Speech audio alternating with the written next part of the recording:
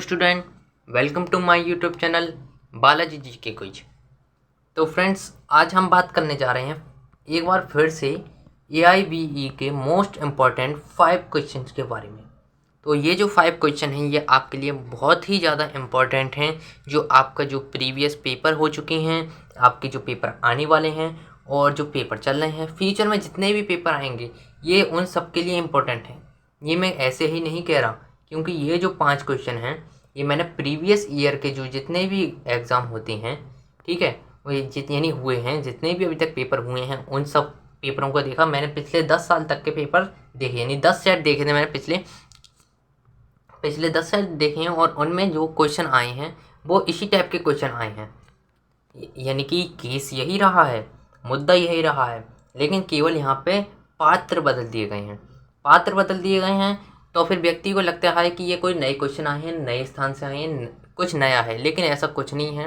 Case एक ही चलते हैं। जैसे कि मानिए किसी जैसे कितने तरीके केस हो सकते हैं, 100 तरीके के केस हो सकते हैं। बाकी जो नए नए केस आते हैं वो बात अलग होती है कि नए केस आए हैं, लेकिन अधिकतर 100 तरीके केस होंगे। मैं अपनी बता रहा हूँ, सिर्फ मानिए 100 तरीके केस हैं। अब 100 तरीकों को ही इतना तरीकों में बांट के बताया जाता है कि ऐसा लगता है कि ये केस इनफाइनाइट है। होता यही है, इसके आगे का जो एक है उसे गायब कर दिया जाता है, क्योंकि इसे इतने पात्रों में बांट के होता है। तो आज ही मैं इस चीज़ को बात करने जा रहा हूँ कि जो मोस्ट इम्पॉर्टेंट 5 क्वेश्चन हैं वो किस टाइप के 5 क्वेश्चन हैं।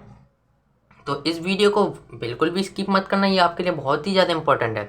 और अगर आप चैनल पर नए हो तो चैनल को अभी सब्सक्राइब कर दें, क्योंकि हो सकता है कि आपके पेपर में नंबर कम रह जाएँ, मैं चाहूँगा नहीं, लेकिन अगर कम रह जाएँ तो फिर आप इस चैनल को ज़रूर याद करना। अगर आपको कहीं भी कुछ यानी कुछ नहीं मिलता है मटेरियल याद करने के लिए तो इस चैनल पे ज़रूर आना, क्योंकि ये चैनल आप ही का है। आपको इस पे प्रीवियस पेपर, देखिए जो आपका पेपर आने वाला है उससे संबंधित आपके लिए एक टिप आएगी, यानी टिप्स दी जाएंगी कि आपको किस तरीके के एग्ज़ाम देना है। एग्ज़ाम में अगर आपको याद नहीं है तो आपको तब क्या करना है, क्योंकि हर चीज़ की कोई ना कोई ट्रिक होती है। तो आपको ज़रूर मिलेंगी। और हमारे 500 सब्सक्राइबर कंप्लीट कराने के लिए आपका बहुत बहुत धन्यवाद। तो हमारा जो नेक्स्ट टारगेट है वो है 1K का, ठीक है फ्रेंड्स। तो अब ये 1K का टारगेट है, तो इसे कंप्लीट जल्द से जल्द करा दें और एक जने को ये वीडियो सेंड जरूर कर देना, ताकि उसका भी जो कहें तो सपना है उसमें सिलेक्ट होने का वो भी पूरा हो जाए। और अगर आप वीडियो को वॉच कर रहे हैं तो वीडियो को लाइक और चैनल को सब्सक्राइब कर देना अभी ही। और अगर अभी नहीं करते तो अगर आपको पहले इस्तेमाल करें फिर विश्वास करें, यानी कि आप पहले वीडियो को देखें, उसके बाद में प्रीवियस ईयर के पेपर देखें अगर आपको विश्वास नहीं है तो, ठीक है। और उसके बाद में फिर आप इस चैनल पर आके अपना सुझाव देना। तो चलिए वीडियो को स्टार्ट करते हैं। तो फ्रेंड्स, यहाँ पे ये पहले क्वेश्चन में कहता है कि एक गिरवी रखने वाले व्यक्ति के मोचन के अधिकारों के बारे में निम्नलिखित में से कौन सा कथन सबसे सटीक है, ठीक है। तो रूल आप लोगों को पता ही होंगे, जैसे कि रूल में क्या आता है कि ABC, यानी इसमें काका दे रखे हैं, लेकिन मैं ABC बोलता हूँ, ABCD 4 ऑप्शन दे रखे हैं, ठीक है। तो आपको एक जो राइट आंसर है वो आपको सोच के रखना है कि ABCD कौन सा हो सकता है। उसका जब मैं आपको राइट आंसर बताऊंगा तो इससे आपका कॉन्फिडेंस है वो बढ़ेगा। और कुछ भाइयों ने इसमें सहयोग भी किया है, कुछ भाइयों बहनों ने, तो धन्यवाद कि उन्होंने कमेंट करके बताया हमें कि उनका आंसर क्या है, तो उनकी तैयारी कैसी चल रही है। मैं उनसे भी जानना चाहूँगा कि आपकी तैयारी कैसी चल रही है। ओके, तो यहाँ पे पहले क्वेश्चन में कहता है कि गिरवी रखने वाले व्यक्ति को मुक्त अधिकार विशेष रूप से संवेदनात्मक अधिकार है, यानी उसे मुक्त अधिकार है। और बी यानी खा में कहता है कि गिरवी रखने वाले व्यक्ति के मोचन के अधिकार पर कोई भी क्लॉग या फैक्टर गिरवी रखने वाले के मामले में शून्य है, यानी उस पर कोई भी क्लॉग या फैक्टर नहीं है। और सी में कहता है गिरवी रखने वाले के आदेश के अधिकार पर कोई भी क्लॉग या फैक्टर गिरवी रखने वाले के कहने पर शून्य हो जाता है, यानी ये निर्भर नहीं करता, ये उसी की बातों में निर्भर करता है कि ABCD कुछ भी हो सकता है। सॉरी माफ करना, मैं थोड़ा हो गया, ABCD नहीं, यानी इसमें यह है कि वो जब कहेगा तभी शून्य होगा वरना नहीं होगा, ठीक है। और ये इसमें कहता है कि गिरवी रखने वाले व्यक्ति के मोचन के अधिकार पर कोई भी क्लॉग या फैक्टर शून्य है और शून्य होता है, यानी शून्य हो भी सकता है, शून्य नहीं भी हो सकता। ABCD 4 दे रहा है, फैक्टर ये सब शून्य है, ठीक है। तो आप लोग इनमें से एक अपना राइट आंसर सोच लेना ABCD, और मैं आपको बताता हूँ इसका जो राइट आंसर कौन सा होगा, ठीक है। तो इसका जो राइट आंसर होगा वो होगा ऑप्शन नंबर घ, ऑप्शन नंबर डी इसका राइट आंसर हो जाएगा। गिरवी रखने वाले व्यक्ति की मोचन के अधिकार पर कोई भी क्लॉज या फैक्टर शून्य और शून्य होता है। ठीक है, और मैं आपको बता दूं, जैसे कि कुछ लोगों ने मुझे बताया कि मेरी जो मिस्टेक होती हैं, जो जितनी भी मैं वीडियो बनाने में जो भी होता है मिस्टेक वगैरह, वो गलती करता हूँ मैं वीडियो बनाने में हो या बैकग्राउंड साउंड में हो, आवाज़ में हो या थोड़ा हिंदी पढ़ने में हो। तो थैंक्स फॉर एडवाइस, क्योंकि आप भी मुझे एडवाइस दें कि मेरी प्रॉब्लम कहाँ हो रही है, कहाँ मैं गलती कर देता हूँ, ताकि ये चैनल मेरा अभी अभी शुरू हुआ है तो थोड़ा ग्रो करने में टाइम लगेगा, लेकिन आप अपनी एडवाइस देंगे, आप लोग सहयोग बनाएंगे तो ये ज़रूर पूरा होगा। ठीक है, और नेक्स्ट क्वेश्चन की ओर बढ़ते हैं। तो यहाँ पे कहता है निम्नलिखित में से कौन सा निहित स्वार्थ नहीं है। ठीक है, निहित स्वार्थ नहीं है। तो यहाँ पे 4 ऑप्शन दे रखे हैं, ए यानी कि का, खा, गा, घा। तो यहाँ पे पहले क्वेश्चन में, पहले ऑप्शन में ये कहता है संपत्ति के हस्तांतरण, यानी संपत्ति का जो वितरण होता है उसमें बंटवारा जो होता है उसमें संपत्ति के हस्तांतरण पर उसमें एक ब्याज एक ही व्यक्ति के पक्ष में बनाया जाता है, जिसमें यह निर्दिष्ट किया जाता है कि इसे तत्काल प्रभावी करना है। और खा में कहता है संपत्ति के हस्तांतरण पर ब्याज का आनंद स्थगित कर दिया जाता है। सी में कहता है संपत्ति के हस्तांतरण पर उसी संपत्ति में पूर्व ब्याज किसी अन्य व्यक्ति को आरक्षित या दिया जाता है। और सी में यानी कि घा में कहता है कि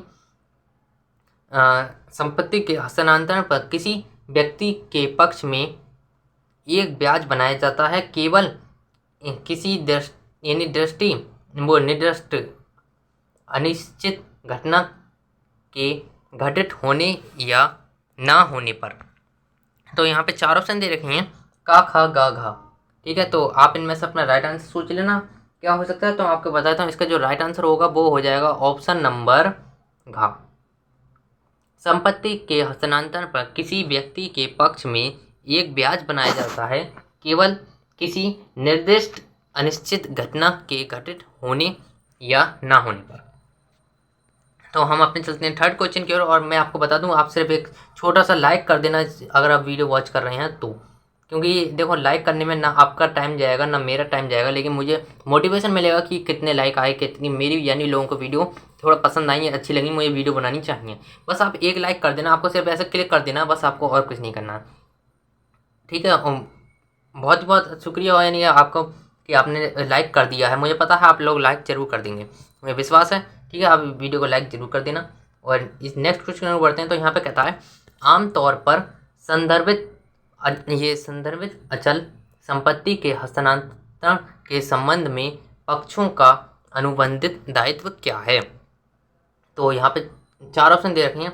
का में कहता है एक वाचा या एक शर्त, एक विचार, एक समाप्ति। तो आप इनमें से एक अपना राइट आंसर सोच के रखना, आपको कौन सा लगता है। ये लगता है यानी वो का, खा, गा, गा।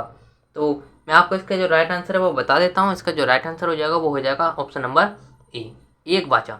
ठीक है, तो आशा करता हूँ आप लोगों को ये वीडियो पसंद आ रही है और आपका जो राइट आंसर जो है वो राइट जा रहे हैं। अगर राइट नहीं जा रहे हैं तो फिर मैं आपको इसका एक तरीका बताता हूँ। ये वीडियो पूरी होने के बाद इसके बाद एक बार वीडियो को रिवीजन के तौर पर ज़रूर वॉच कर लेना।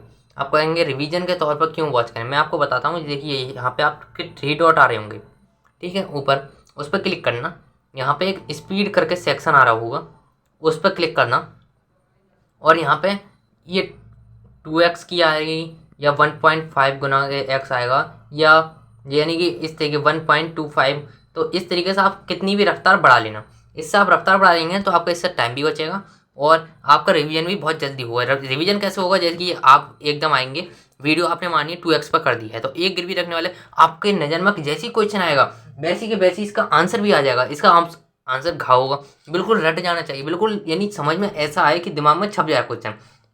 एक निहित स्वार्थ वाले में इसमें घा जाएगा। ठीक है, यानी आपको क्या पढ़ना है, एक निहित स्वार्थ नहीं है, और उसके बाद में आपकी नज़र सीधे इन सबको छोड़ते हुए सीधे आंसर की तरफ जानी चाहिए ऑटोमेटिकली। अगर आपको क्वेश्चन याद हो गया, आपको क्वेश्चन समझ में आ गया, तो आपकी नज़र कहीं और नहीं जाएगी, आपकी सीधे ही आंसर पे जाएगी। और आप रिवीजन कैसे करेंगे ये कि आपको कैसे पता कि ये है, तो आप कमेंट बॉक्स में जाना और इधर वीडियो ऑन करना और जैसी क्वेश्चन देखो एकदम आंसर प्रिंट कर देना। आंसर प्रिंट करने के बाद फिर आप जब आगे आएंगे फिर देखेंगे तो आपको पता चलेगा हाँ आपने आंसर सही बताया। अगर आपने आंसर गलत बताया है तो आपको पता चलेगा कि मेरी गलती कहाँ करी मैंने, आखिर मैंने ये क्यों बताया।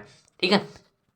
तो यहाँ पे हम आते हैं, जैसे हमने थर्ड क्वेश्चन कर दिया, फोर्थ क्वेश्चन में आते हैं कि जब एक शर्त पर निर्भर यानी जब एक शर्त पर निर्भर संपत्ति में ब्याज बनाया जाता है तो क्या होता है यदि स्थिति संभव हो जाती है। तो यहाँ पे 4 ऑप्शन दे रखे हैं, ए बी यानी का।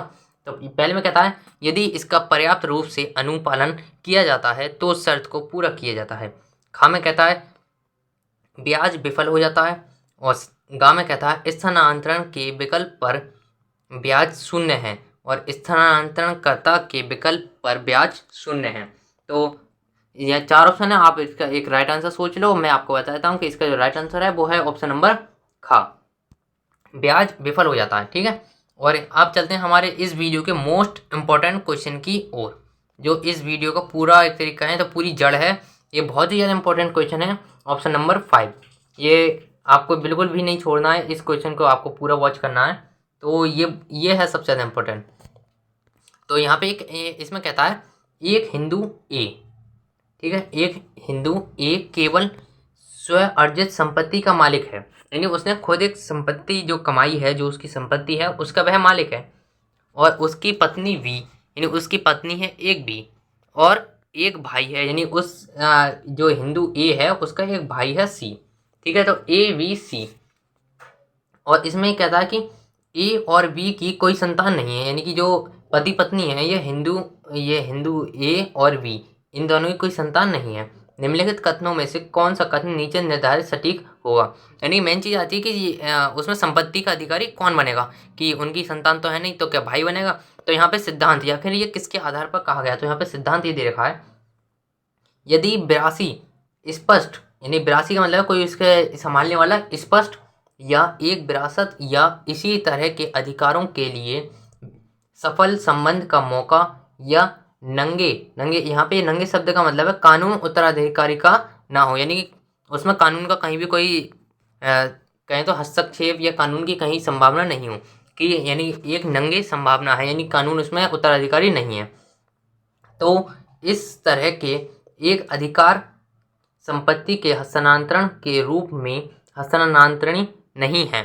तो यहाँ पे 4 ऑप्शन दे रखे हैं, यानी कि इसमें ये जो है ये सिद्धांत है, ये आपको एआईबी की जो लॉ की किताब होती है उसमें ये आपको सिद्धांत मिल जाएगा। और ये क्वेश्चन है आपके लिए कि मैं क्वेश्चन बताता हूँ एक बार फिर से कि एक हिंदू ए है, उसने संपत्ति कमाई है, उसकी पत्नी बी है और उसका एक भाई सी है, और ए बी की कोई भी संतान नहीं है। तो इनमें से कौन सा कथन सटीक है, ये चीज़ को आपको ध्यान रखना है, सबसे सटीक अनुप्रयोग है। ठीक है, सबसे सटीक है। तो क्योंकि बहुत सारी जगह कहता है सबसे सटीक नहीं है, तो आपको नहीं वाली भी देखनी होती हैं, लेकिन यहाँ पे सबसे सटीक है। यहाँ पे 3 ऑप्शन दे रखे हैं क्योंकि, और यहाँ पे 3 हैं ऑप्शन। तो पहले में कहता है सी संपत्ति के लिए अपने अधिकार को हस्तांतरित नहीं कर सकता क्योंकि उसके पास केवल उत्तराधिकार का एक नंगे मौका है, यानी उसके पास कोई भी उत्तराधिकार का मौका नहीं है। ठीक है, यानी कानूनी उत्तराधिकारी का ना होना, यानी कानून के तौर पर वो कोई उत्तराधिकारी नहीं है, क्योंकि वो केवल उसका सी जो है संपत्ति, यानी उस ए का भाई है, तो उसका कोई भी उसमें वो नहीं है, कहें तो अधिकार नहीं है। और इसमें कहता है सी बच जाता है अपने अधिकार को ए की संपत्ति में स्थानांतरित कर सकता है क्योंकि संपत्ति स्वयं अधिग्रसित है, यानी कि उसके कहने वाला है कि ए जो है वो सी को संपत्ति दे सकता है क्योंकि ए ने वो संपत्ति स्वयं कमाई है, स्वयं जो है, ये ऐसा नहीं है कि उसने दोनों ने मिलकर खरीदी, यानी कि उसकी खुद की है वो ए की। और सी संपत्ति के लिए अपने अधिकार को हस्तांतरित कर सकता है क्योंकि वी की मृत्यु पर ब्याज दर है, यानी कि उसने बीमा वगैरह करा रखा है, जीवन बीमा जो कराते हैं। तो ठीक है, तो यहाँ पे उसका यानी अधिकार है। तो यहाँ पे आप लोग इनमें से एक आंसर सोच लेना, ए बी यानी कि का गा, तो इसका राइट आंसर हो जाएगा ऑप्शन नंबर का। ठीक है, तो इसका ऑप्शन नंबर का राइट होगा। तो इसमें कहता है जिसकी सी संपत्ति के लिए अधिकार का हस्तांतरण नहीं है क्योंकि उसके पास केवल उत्तराधिकारी का एक नंगे मौका है, यानी कि वो कोई भी उत्तराधिकारी नहीं है। तो आशा करता हूँ वीडियो आपको पसंद आ जाएगी। तो मैं आपको बता दूं फिर से, आप वीडियो को लाइक कर देना और चैनल पर तो चैनल को सब्सक्राइब भी कर देना। और अगर आपने लाइक कर दिया है तो यानी बहुत बहुत धन्यवाद, और नहीं किया तो एक क्लिक कर देना कि जाते समय। ठीक है, और ज़्यादा कुछ आपको नहीं करना, केवल क्लिक करना और नीचे सब्सक्राइब का बटन होगा उस पर क्लिक कर देना। और किसी भी एक व्यक्ति को, ये सबसे ज़्यादा इंपॉर्टेंट है, किसी भी एक व्यक्ति को ये वीडियो सेंड कर देना ताकि उसकी भी तैयारी हो जाए। और इस चैनल पे आपको कंपटीशन से संबंधित बहुत सारी चीज़ें मिलती हैं, यानी कंपटीशन जितने भी एग्जाम आएंगे उन सब की तैयारी कराई जाएगी। तो मिलते हैं नेक्स्ट वीडियो में। जय हिंद, जय भारत।